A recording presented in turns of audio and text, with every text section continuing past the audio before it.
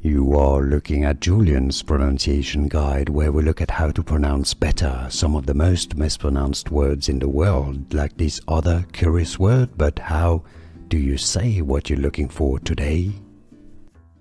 Let's learn once and for all how to pronounce this word correctly. Yes, there is not one correct way, but two. That's because British English and American English pronunciations are similar here.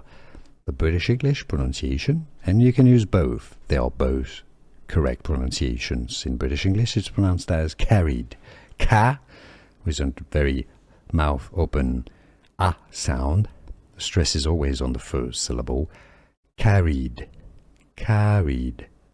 The Americans, however, the American pronunciation is as carried. Carried.